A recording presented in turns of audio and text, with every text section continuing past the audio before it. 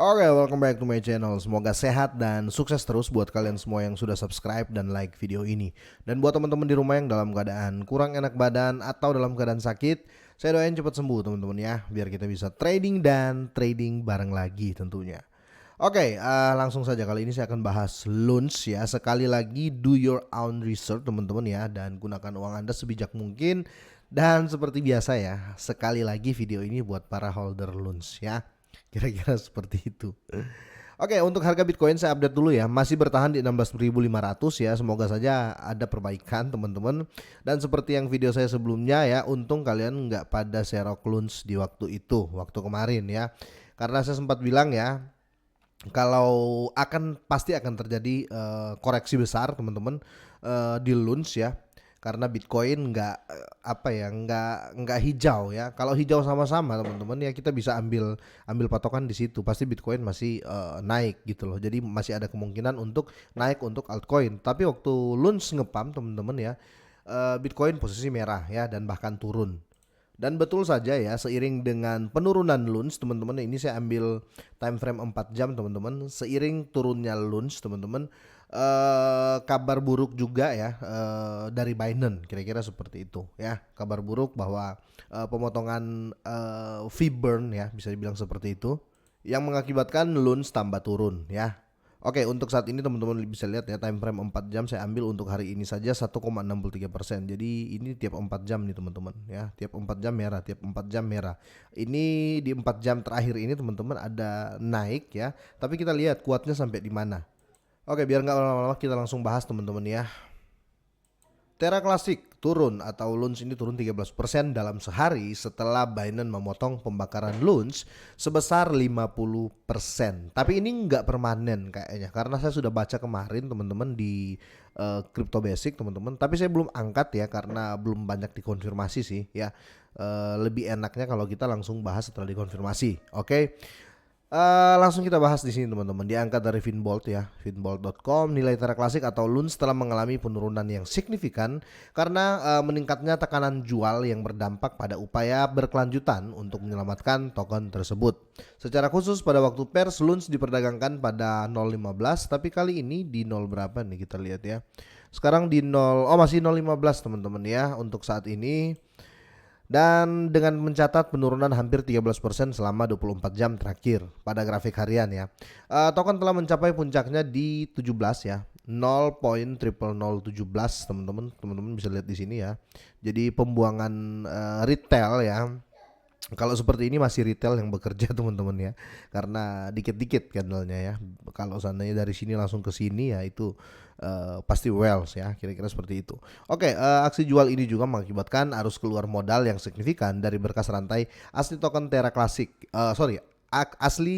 Rantai asli ekosistem Terra ya, atau Luna yang runtuh ya. Kapitalisasi pasar token mencapai 944 juta dolar ya, mewakili kerugian sekitar 146 juta ya dolar ya dalam 24 jam. Dengan penurunan terjadi setelah LUNS merebut kembali kapitalisasi pasar 1 miliar dolar pada tanggal 27 Desember ya. Jadi waktu tanggal 27 Desember teman-teman, di data Coin Market Cap ya, LUNS untuk volume transaksinya ya, untuk kapitalisasi pasarnya itu mencapai 1 miliar dolar teman-teman. Oh, ini besar sekali ya. Dan itu untuk pertama kalinya sejak 14 Desember. Dan kita bisa lihat di sini chartnya sudah ada ya. Nah, penurunan nilai bertepatan dengan keputusan pertukaran kripto Binance ya pada pembakaran token LUNS untuk membantu mengurangi pasokan ya. Sejalan dengan ini, bursa mengumumkan akan membakar 50% dari biaya perdagangan spot dan margin LUNS alih-alih 100%. Jadi awalnya kan teman-teman tahu ya, ini full pembakaran, tetapi kali ini ya dia batasi untuk LUNS ya, untuk pembakaran kalau nggak salah sampai Maret ya. Itu dipotong 50% ya. Bisa dibilang seperti itu karena itu sudah dikonfirmasi juga teman-teman ya. Memang hanya dipotong setengah lah, 50%. Itu mungkin terjadi kepanikan buat para holder yang lama ya, mulai take profit sedikit yang sudah cuan dan mulai menjual ya, yang panik. Tapi saya tetap berpihak kepada yang take profit dan bisa dibilang ya cut loss pun saya masih saya masih berpihak ke situ lah teman-teman ya, daripada yang diserang panic attack itu bahaya, itu bisa 100% sell. Oke, keputusan Binance tentang pembakaran loot. Nah, ini penting teman-teman. Pada saat yang sama, Binance mencatat akan menunda pengiriman kontribusi pembakaran biaya perdagangan loot hingga Maret. Oh, bener kan? Sampai Maret 2023. Keputusan dibuat mengikuti pedoman di bawah proposal 10983 dan proposal 1111 ya oleh komunitas, khususnya komunitas Loans memberikan suara pada proposal yang berusaha membalikan keputusan untuk mentransfer 50% dari semua pembakaran Loans ke kumpulan pengembangan komunitas ya. Karena di awal sempat ragu juga dibagi 550 ya. Tapi kali ini ya Binance juga keras gitu loh, karena sampai saat ini teman-teman ya, dari total pembakaran loan sampai saat ini yang berperan besar di dalam adalah Binance dan cuma Binance ya, kira-kira seperti itu. Perlu dicatat bahwa munculnya proposal bertindak sebagai katalisator ya, penting untuk rally launch saat komunitas bergerak untuk mengurangi pasokan token secara keseluruhan. Setelah runtuhnya ekosistem Terra, komunitas telah beralih ke pengembangan jaringan dalam upaya memberi Terra Classic atau launch ini ya lebih banyak utility. Tapi kemarin dibagi pun langsung protes gitu loh. Bagaimana kita mau berbicara utility? Itulah kontroversi atau bisa dibilang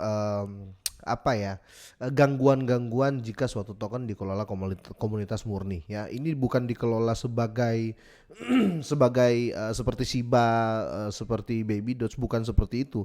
Loans lebih telanjang lah ya untuk dikelolanya, karena di situ sudah banyak orang ya, kira-kira seperti itu.